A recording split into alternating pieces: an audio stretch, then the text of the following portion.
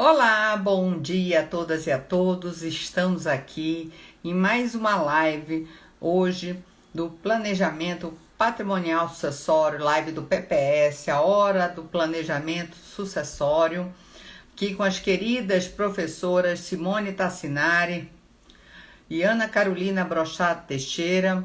Estou aqui aguardando a solicitação. Aqui. A professora também, Ana Carolina.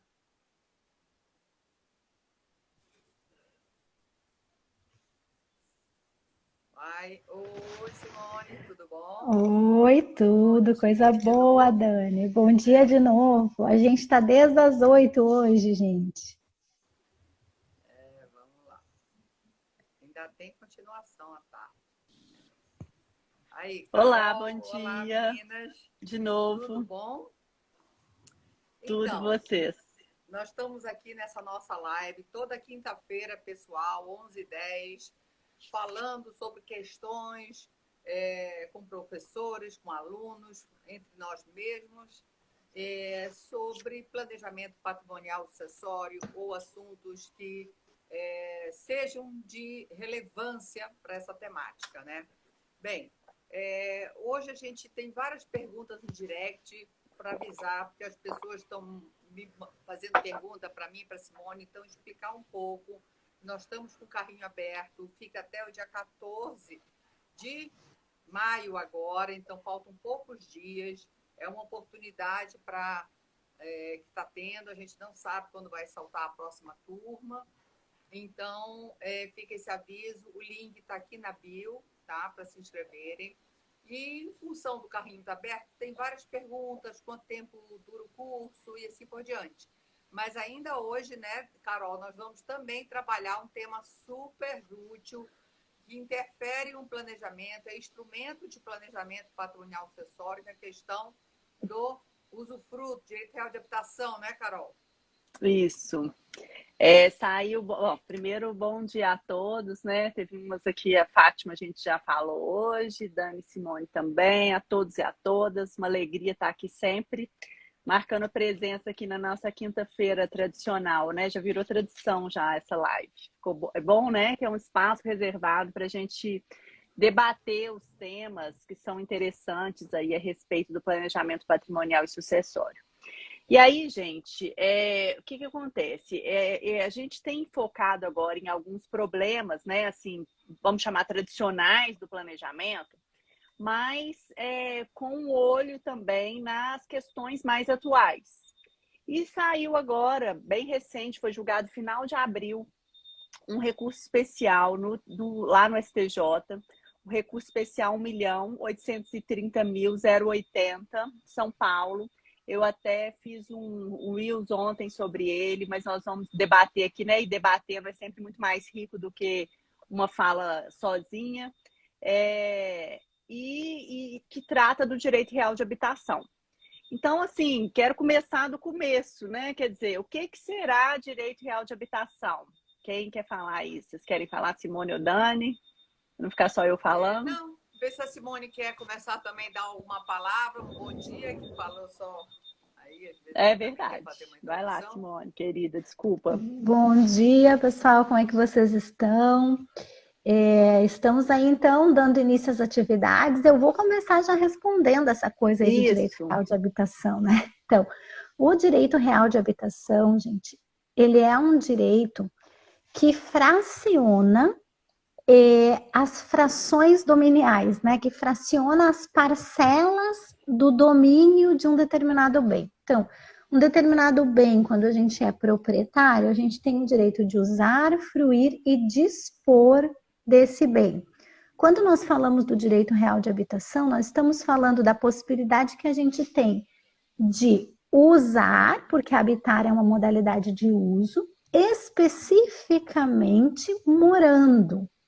É um direito que ele tem uma imposição legal lá no artigo 1830, 31, se não me engano.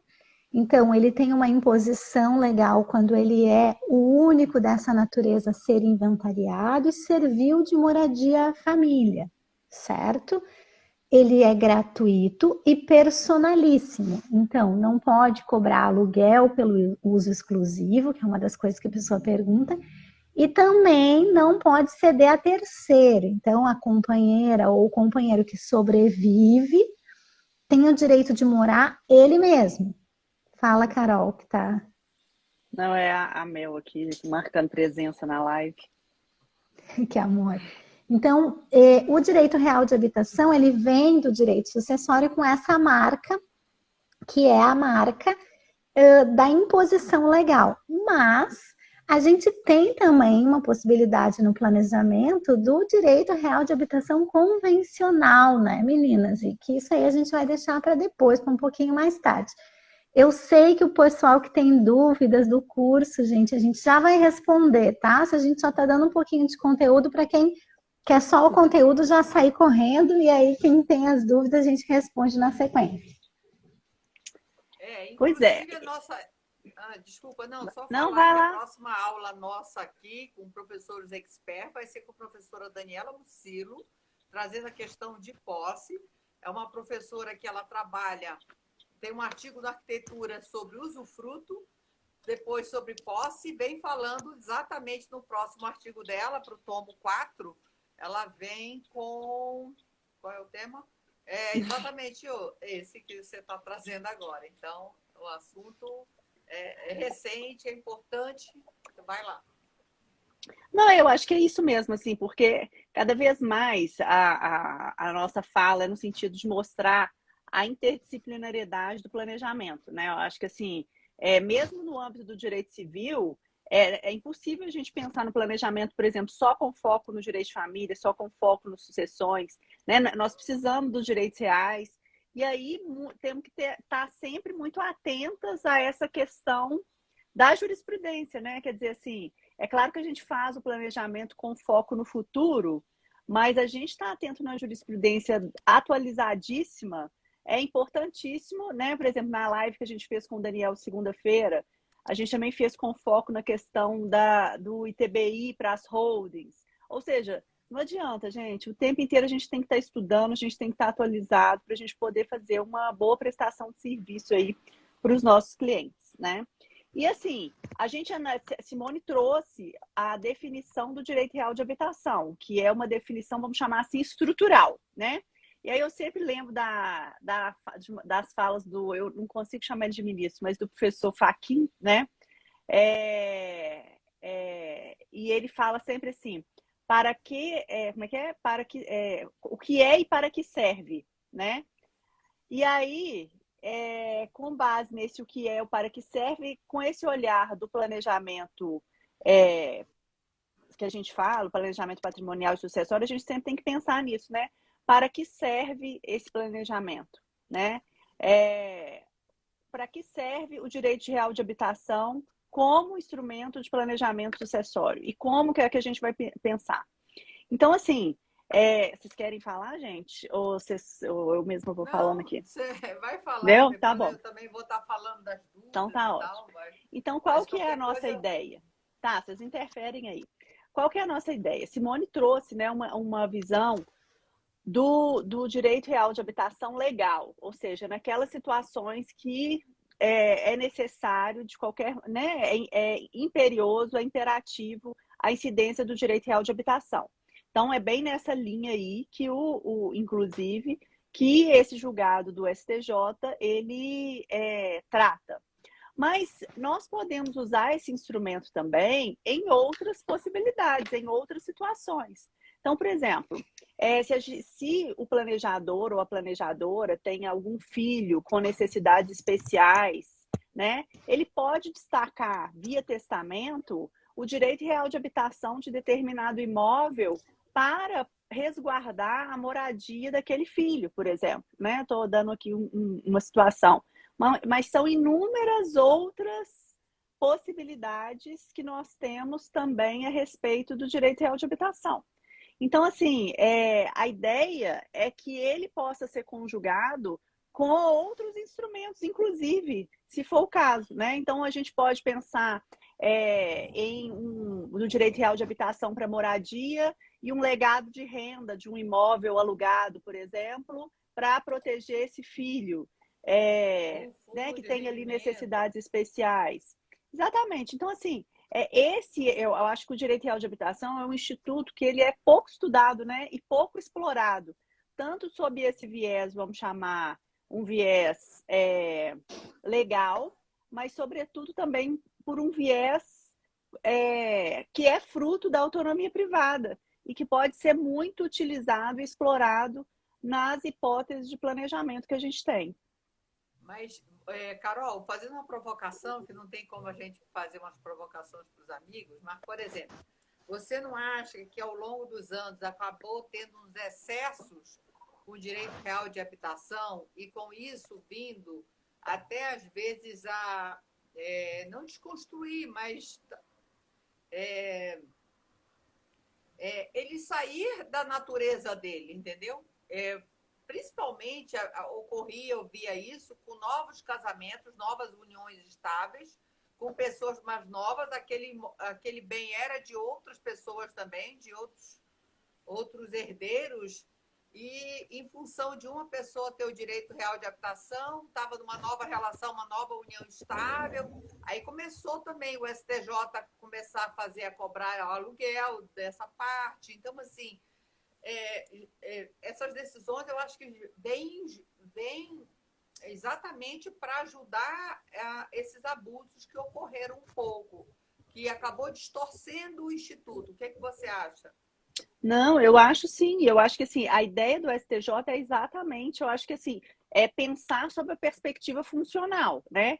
Então, por exemplo, esse caso que nós estamos falando aqui, era um caso em que existia um casal que teve filhos, e a mulher faleceu. Então, houve a sucessão da esposa para os filhos. E logo depois, né, um tempo depois, esse pai se casou de novo. E esse pai veio a falecer casado com essa segunda esposa, e ela estava discutindo, ela queria continuar morando no apartamento, na casa, né, na residência, e estava se valendo do direito real de habitação para essa finalidade. E o que uma das filhas estava questionando era exatamente isso: olha, eu quero aluguel da minha parte, porque existe uma copropriedade, que é uma copropriedade, inclusive, anterior a essa relação. E aí, o ministro Paulo de Tarso Sanseverino, que foi o relator desse caso, ele, inclusive, falou de uma forma muito interessante que, neste caso, em que existe uma copropriedade anterior e que não existe vínculo afetivo entre os coproprietários, né, vínculo familiar, vamos chamar assim, é claro que existe um parentesco por afinidade, mas não um parentesco que gera, né, outras questões. Ele fala, é uma exceção à solidariedade familiar. Ele usou usou essa frase assim, expressa, que eu achei muito interessante. Ou seja, não se aplica, né, a solidariedade familiar. Não há como se exigir que essas coproprietárias, né, os herdeiros ali da mãe, de 50% daquele imóvel, tenham que ceder gratuitamente por uma justificativa de solidariedade familiar, já que o direito real de habitação ele tem um caráter alimentar, né? Ele tem um caráter de sobrevivência por esse motivo, né? Então, assim, o que eu vejo que o STJ vem fazendo, Dani, é exatamente corrigindo essas distorções em que esses institutos se tornaram disfuncionais, né? Ou seja, ele não estava cumprindo a função que é a função exatamente. As transformações familiares, as recomposições familiares, acabou propiciando o Instituto do uso, né, do Direito Real de Habitação a essas situações disformes e descaracterizando a própria funcionalidade. A gente que vem de uma escola que trabalha com a função, né, dos institutos, e o STJ já não é a primeira, não é a primeira, solidificando o entendimento nesse sentido. Isso só demonstra a importância realmente da atualização e qual tipo de atualização que você tem que ter. Claro. Inclusive, gurias, eu vou botar aqui para o pessoal um textinho que é disponível na internet, que é um artigo meu de 2009, para a gente ver o tanto que mudou. porque, inclusive, o direito real de habitação não era deferido quando tínhamos copropriedade. Então, para a gente verificar o quanto que o STJ caminhou nesse sentido. Então, de 2009 para 2022, para a gente perceber a estrutura de funcionalização efetiva, né? Eu vou colocar aqui. Põe aí pra gente. E aí, assim, no frigir dos ovos, o STJ acabou entendendo que deveria haver o pagamento do aluguel para essa filha, né? Era uma das filhas só que entrou, né, pedindo, solicitando, que deveria haver o pagamento desse aluguel para essa filha, na proporção da propriedade, exatamente por causa dessa desfuncionalização. E aí, assim, destacar o papel do STJ, né, gente? Assim, né, inclusive no planejamento, a gente tem ali inúmeros julgados recentes que impactam muito o planejamento patrimonial e sucessório. É bem importante a gente estar atento a isso, né? A essas questões aí. Essa questão a gente pode dizer que os nossos alunos estão em vantagem, né, meninas? Nossa, e como? E como? Porque uma das questões do nosso curso, aproveitando agora e esclarecendo, é exatamente que essa metodologia desenvolvida, a gente garante que realmente o material concentrado de qualidade, como vocês estão vendo, a atualidade de jurisprudência sendo inserida, doutrina selecionada como material acessório ao curso, né? As aulas sempre muito conectadas a essas alterações e dizer que, então, isso você economiza no mínimo 20 horas semanais de pesquisa, de busca, e isso você encontra concentrado num só lugar, né? A possibilidade de trabalhar com uma advocacia mais leve, consultiva, muito com extrajudicial. A gente, né, dentre as aulas, os alunos perguntam, eu posso começar quando? Bem, só pode começar quando abre o carrinho. Aí você ingressa no curso. Quanto tempo eu tenho o curso disponível? Você vai ter 1 ano na plataforma. Como eu vou ver em quanto tempo? Bem, você vai, ao se inscrever, já está sendo divulgado toda a grade de 10 aulas, sendo 4 encontros com nós 4 professores simultaneamente. Estamos à disposição de vocês no momento para conversar, trazer casos de vocês, consultas, dúvidas e assim por diante. E mais 6 professores expert convidados. As aulas são ao vivo? São, mas também ficam gravadas. Em até 24 horas, elas estão inseridas na plataforma. A gente avisa as datas com muita antecedência para vocês poderem se organizarem também. E, fora isso, tem as aulas gravadas, que vão sendo disponibilizadas por módulos. Essas aulas gravadas, a maioria são aulas por nós, mas tem muitas outras que são em duplas. Eu e a Simone, eu e a Carol, Carol e Simone, Carol e Daniel, Simone e Daniel, eu e Daniel, enfim.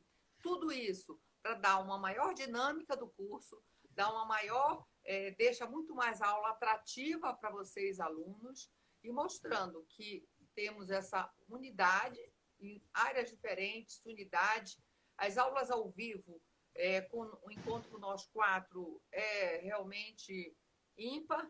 Estamos aí com alguns alunos falando, é uma oportunidade realmente que nós saímos sempre ganhando dessas aulas.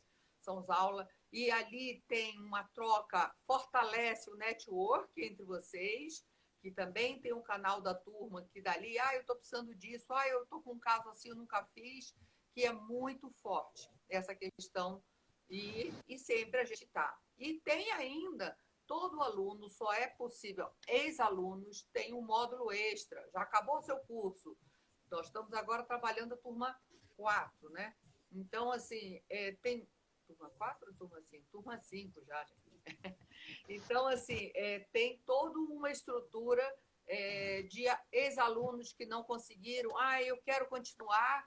Eu vi aqui alguns deles que mantêm esse convívio com a gente através desses módulos extras, que é acesso a essas aulas que nós trazemos doutrina do que tem de melhor no Brasil, professores expert, e que trazem maior qualidade, também contribuindo com a qualidade que é o nosso curso. Se vocês tiverem dúvidas, vocês podem fazer, tá, gente? Fiquem à vontade para nos perguntar o que precisa aí. Veio uma pergunta interessante ali. Se precisar renovar o acesso das aulas gravadas, sou da turma 1. A gente conseguiu com a empresa estender um pouco, então isso é uma preocupação que as pessoas têm, e sim, a gente pode fazer isso, tá? Basta que a gente tenha autorização. O pessoal dizendo lá, ó, comecei a assistir as aulas ontem, conteúdo incrível, coisa boa. E eu quero contar para vocês alguns resultados que os alunos já estão tendo. A gente tem postado, mas eu vou contar para vocês, né? A gente tem um aluno que advoga há mais de 30 anos já, que recebeu dicas muito importantes aí de como fazer casos que ele pensava que estavam perdidos e resgatar esse cliente para contratação, né, Dani? Então, uma advocacia de 30 anos e que está já recebendo retornos. Tem uma outra aluna que está no interior do Rio Grande do Sul e ela já recebeu ali opções de parcerias, né? E está trabalhando com essas parcerias.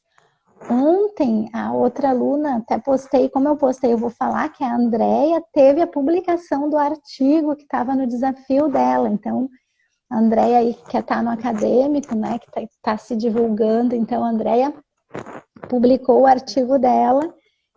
Ok, nós temos as outras alunas, a Tamara e outras tantas alunas que estão com o desafio de implementar o PPS via Instagram e já estão recebendo essas parcerias pelo Instagram mesmo. Então, que é outra questão. E aí o pessoal que está mais na old school, que quer fazer essa migração, assim, num jeito mais tradicional, também está tendo resultado já mandando um informativo para os seus próprios clientes relacionados aí à área. Então, tem resultado de tudo que é lado, né? Explicar também, as pessoas perguntam, esse curso é para quem? Então, essa metodologia autoral, desenvolvida por nós 4 professoras e o Daniel, ele atende a diversas pessoas em fases diferentes profissionalmente. Ou seja, nós temos resultados como a Lívia, tivemos uma live recente com ela. Ela era uma pessoa recém-formada e fez congresso, faz o curso. Então, a gente dá nome aos bois, porque né, vocês viram a potencial da Lívia e tudo, mas o tanto que agrega a pessoa. Então, ela aprendeu muito. Então, nós estamos dando um exemplo disso. Nós já fizemos com o Cláudio também, lives com o Cláudio. Está aqui registrado, está aqui no feed. Cláudio é um advogado empresarial, consolidado, Brasília, Paraná, já trabalhar. Ele foi ter uma nova percepção. Então, também é para quem já tem uma advocacia consolidada e quer né, ou aperfeiçoar, ou aumentar esse potencial, ou criar este novo portfólio no seu escritório, como também pessoas de outras áreas que estavam trabalhando e vendo essa advocacia com planejamento patrimonial sucessório como um nicho, né, que realmente está crescendo.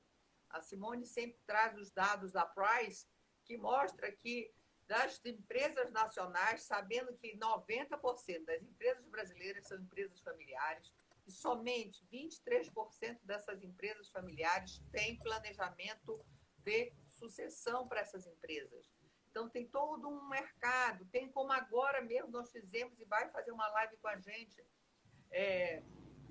a Ana Raquel, de São Paulo, dizendo que também a necessidade para as pequenas famílias, que não são só as grandes, vendo esse potencial de atender a pessoas também em outra faixa etária. Então, assim, essa metodologia foi desenvolvida e que atende essas pessoas em níveis diferentes profissionais.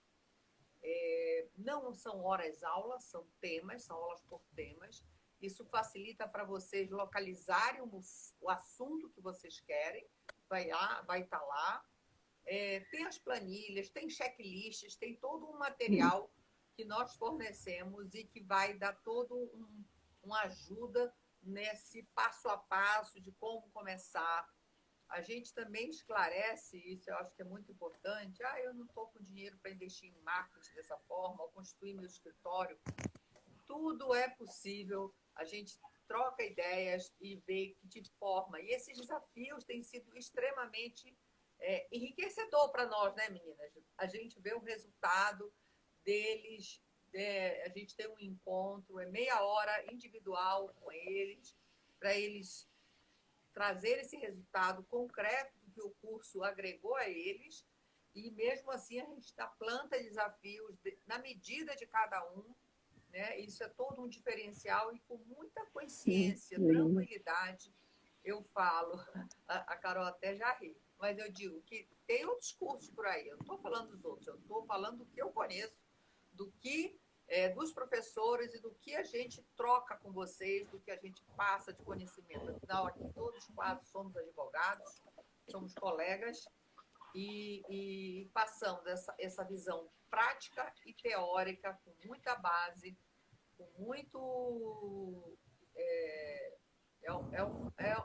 um movimento, uma oportunidade ímpar mesmo. Então, vem para cá, aproveita as inscrições até o dia 14 e vem conhecer esse curso que a gente tem um prazer. Realmente, as aulas, quando a gente tem aquelas aulas ao vivo, não tem uma, quase que uma terapia. A gente sai ali sempre com um caso novo, uma situação, e palpita, e a gente diverge, e os alunos adoram ver que, né, pessoa não tem uma resposta certa, né? Então, é isso. Venham conhecer. Eu tô rindo de você não, tô rindo é pra Ana Lúcia que postou, que toda bonitinha. A Ana Lúcia é nossa aluna desde a primeira turma, né? Maravilhosa demais. Tô rindo de Ela é você a não. Vivi Ramone, dizendo que vocês Linda. são perfeitas, não sei o que, ó, coraçãozinho. Mas vamos voltar a falar dos usos do direito real de habitação, o que Isso, vocês acham? isso. Vamos lá? E a gente...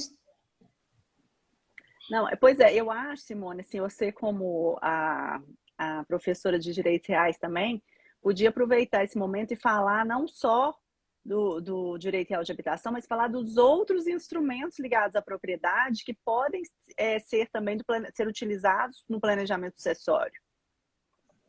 Então, eu e as listas, né? Vou tentar, não sei se eu consigo fazer 6, mas vamos tentar ver se a gente tem 6 usos bons sobre esse assunto. Não sei se dá certo, mas vamos ver. O primeiro deles é o próprio direito real de habitação para pessoas que tenham alguma deficiência. Isso é uma coisa muito importante, né? Ou não precisa ser uma deficiência, pode ser uma questão econômica, de vulnerabilidade econômica mesmo. Então, eu instituo o direito real de habitação em testamento ou até mesmo em vida, através de escritura pública, e levo a registro e deixo essa situação de ter onde morar resolvida, né? Então, isso é uma questão bem importante. A outra questão, gente, que muitos colegas já fazem são os usos e frutos. Eu mexo porque o cliente chega querendo fazer usos e frutos, né? Então, a implementação do direito de usufruto é muito importante. E aí eu vou dividir para tentar chegar nos meus 6 exemplos. A gente pode ter o usufruto imobiliário, que é aquele bem comum que a gente, pais, né, entregam os bens para a segunda geração e reservam para si o usufruto. Aqui a gente tem que ter um cuidado, que é ter o essencial à sobrevivência, porque é uma doação que a gente vai fazer, e dispensar ou não da colação, porque essa entrega, ela é uma doação, a gente precisa lembrar disso. Então, esse segundo é o usufruto imobiliário. Cuidado de escolher se vai sair do disponível ou se vai sair da parte legítima. E vamos apontar aqui a possibilidade da cláusula de reversão, porque se os filhos falecem antes dos pais, esse bem volta para o patrimônio dos pais, que é o típico, né? Então, o usufruto imobiliário típico. O outro usufruto que a gente não pensa muito é o próprio usufruto das cotas sociais, que é o usufruto de bens móveis. Eu acho que a Carol caiu, já deve estar voltando. O usufruto, por exemplo, das cotas sociais é uma possibilidade grande de fazer a doação de bens móveis para os filhos e reservar o usufruto para os pais. Qual é a diferença de uma questão normal do usufruto tradicional? que nós estamos lidando com bens móveis e que esses registros, eles são feitos no contrato social. Aqui, nesse item 13, então, a gente também pode implementar a cláusula de reversão, né?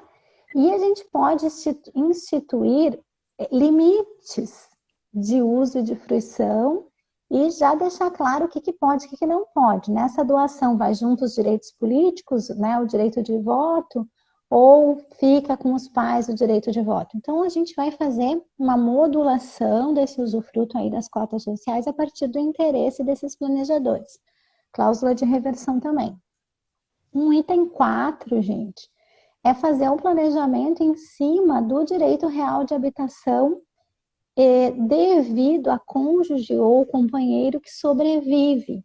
Por que que isso tem que ser pensado? Porque às vezes a gente acha que tem o direito real de habitação, só que vai ver o imóvel pertence à empresa.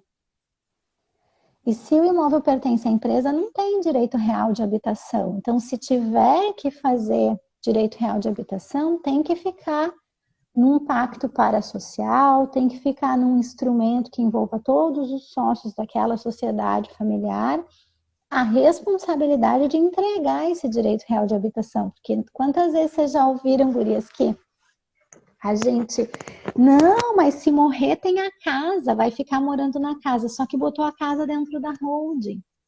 Então, isso é um cuidado muito substancial. Estou no 4, eu estou no 5. Estou no 4, né? 5. Já estava Tá. no 5. No 5, então, a questão da vulnerabilidade, a questão do usufruto tradicional de imóveis, a questão do usufruto de cotas sociais e a questão do direito, prever o direito real de habitação para saber se vai ter ou não vai. E a última questão, que também é muito importante, é uma outra fração que a gente não se dá conta, que é a fração do disponendi. Então, ou ius abutendi, né? Que é o direito, por exemplo, que a gente tem de hipotecar o bem. Ai, Simone, mas isso como assim? Nunca ouvi falar. Todas as vezes que se pensam nas cláusulas restritivas, a gente tem que levar em consideração essa questão da hipoteca dos bens. Por quê? Porque há cláusulas, então a impenhorabilidade, por exemplo, e a inalienabilidade, elas importam na restrição da possibilidade de dar o bem em garantia.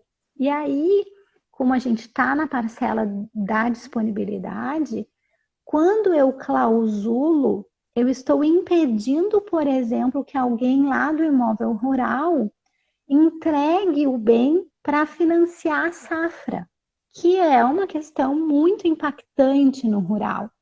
Então, se eu puder dizer aqui uma lista dessas frações dominiais que importam e que a gente pode prestar atenção, eu acho que seriam essas 6 aí, que a gente atenta. Então, são algumas de uso simplesmente, como a habitação, outras de uso e fruição, como usufruto, e a atenção nas cláusulas restritivas no que tange à disposição. E a gente fez aí uma passagem por todo o domínio, né? Tem a própria questão da propriedade, a posse também, né?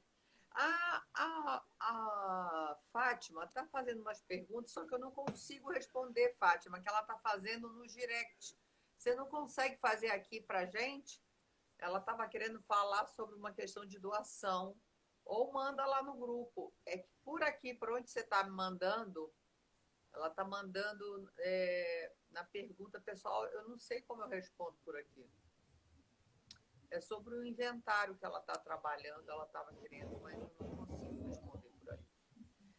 Bem, e são esses pontos, né, que a gente demonstra como uma decisão recente do STJ, né? Aí, Fátima, se você quiser dividir aí com a gente a pergunta que você estava, que por lá eu não consigo. Pode até ter uma forma, mas eu não sei, vamos supor. Eu achei que ali é um acesso de pergunta pelo direct. Mas é importante, né, Carol? É como que, às vezes, uma decisão dessa vem dar uma maior segurança jurídica para o que a gente está trabalhando, ou não, né? Então, ou fazer chama mais atenção para uma circunstância como a do ITBI. Ah, olha, mais um alerta nesse caminho, nessa direção. Já teve uma do STF no outro lado, há um tempo atrás, né? Tem uns 2 anos.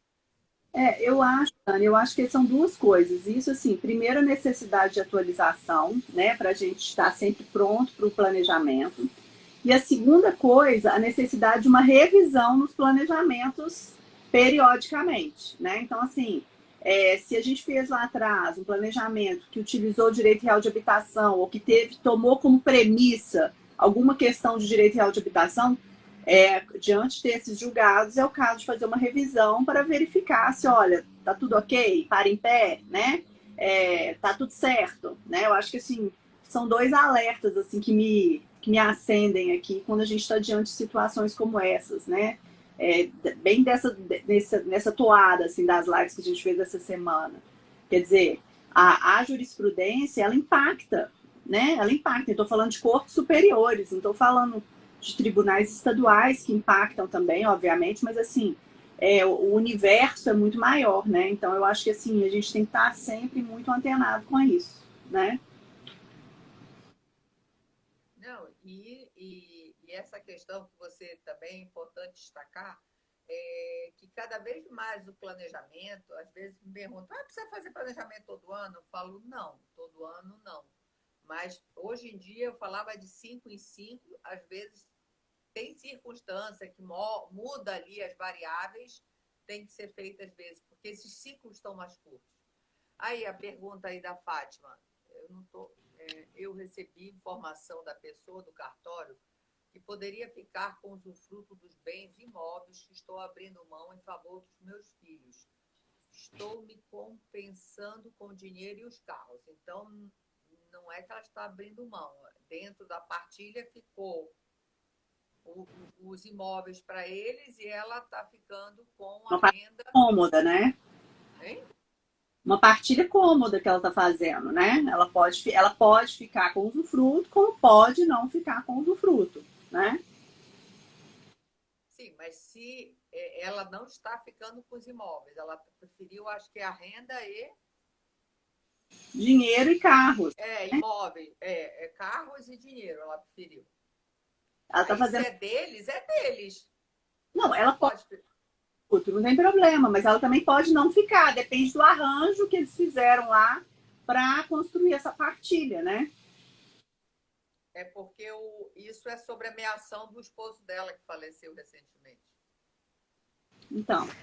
Você que escolhe, Fátima, pode ficar sim, se preferir, porque às vezes, para continuar residindo no imóvel do casal, às vezes tem uma casa da praia que a gente tem carinho e tal, não quer entregar logo para o filho, pode sim ficar com usufruto, viu? Pode fazer a partilha da propriedade e permanecer com usufruto, não tem problema nenhum. Aí você vê, tem que só ver no tabelionato de notas para ver como é que eles fazem esse arranjo. Aqui em Porto Alegre tem 2 tabelionatos de nota que aceitam esse arranjo, destacando as frações dominiais. Eu já tive 2 que me disseram que não dava. E aí, ao invés de ficar discutindo, eu resolvi mudar de cartório. Que aí tem que ensinar a legislação para quem não sabe ou não tem outro entendimento, é difícil, né? Então a gente muda de cartório. Isso. E lembra que a competência para o processamento do inventário, ela não é absoluta. Então, embora a gente tenha ali o regramento que diz respeito a seu último domicílio, vocês tanto podem cindir, uma parte do inventário faz em um lugar, outra parte em sobrepartilha, quanto vocês podem optar por algum tabelionato de notas que fique em outra localização. Aí, claro, vai pagar o imposto da região, né? E na Cefaz, você vai fazer com relação aos imóveis, você vai fazer na região, né? Você faz o recolhimento da fazenda da região do imóvel. E com relação aos outros bens, vai ser, os emolumentos vão ser o do lugar que você está fazendo o processamento do inventário, porque a competência não é absoluta, isso é bem importante da gente lembrar. Não, e ela pode, inclusive, fazer pagar o imposto lá no estado dela e fazer, né, em outro, o inventário todo em outro estado, em outro local, se for o caso, né? Se ela precisar deferir. Ok? Mais alguma questão? Ok. Não, acho que é isso. Acho que a gente. Deixa eu ver se tem mais alguma pergunta que as pessoas fazem, as aulas, o módulo. Lembrando que a pessoa se inscreve, tem 7 dias para se arrepender. Você pode, isso de uma forma, própria plataforma, isso é de fácil manejo, não precisa. Em 7 dias você tem o seu retorno. Que mais, Simone? Aí, vamos lembrando aí de algumas. É, e inclusive, gente, da gente saber que está aberto até dia 14. O pessoal está perguntando, quando é que vai abrir a outra? A gente não sabe, gente. A gente vai atender a essas pessoas que estão agora e esse vai ser o nosso foco. A gente atende a quem está, cumpre com o que a gente prometeu para fazer isso bem feito, né? Então, a gente não sabe quando que abre. A gente até conversou sobre isso hoje. Os gurias disseram, quem sabe em agosto, setembro. A gente decidiu que não, vamos fazer o seguinte, vamos atender bem quem está enfim, então a gente não está sabendo aí. A Fátima aqui perguntando se é sobre o TCMD do Amazonas. Sim, o caso do TCMD do Amazonas, que lá é 2%. Lembrando bem, a gente abre um inventário, gente. O inventário é só num lugar. Ele não é fracionado. Você vai fazer lá o inventário. A questão é que quando tem imóveis, como a Simone e a Carolina falaram, a natureza é próprio terreno do imóvel. Então, vai ser no estado. Você vai ter que pagar, e o TCMD é um imposto estadual. E aí, no Brasil, tem uma variação entre 2% e 8%, e não só variação dessa porcentagem, mas como também gradativas, isenções, isso tem uma variação muito grande. Santa Catarina, por exemplo, com 20 mil você já paga imposto. Outros lugares tem começa do imóvel de 500 mil, faixa etária. Então, assim, essa escalonação também é variável além da tributação. Eu acho que tem que esclarecer que eu dei a entender errado, mas você sempre pode deixar algum bem para sobrepartilha se precisar, tá, gente? Só tem que indicar. O fracionamento não é dividir em 2 inventários, é deixar bem para sobrepartilha. Recolhe a tributação no estado da situação dos bens e depois já leva a guia paga para o lugar que você vai fazer. Isso. Então tá. Mas tá joia, gente. Beijo grande, até a próxima quinta, às 11h10, de novo, no Bate Canal, quinta-feira aqui com a gente. Hora do planejamento sucessório. Live do PPS. Tchau, tchau. Bom fim de semana, gente.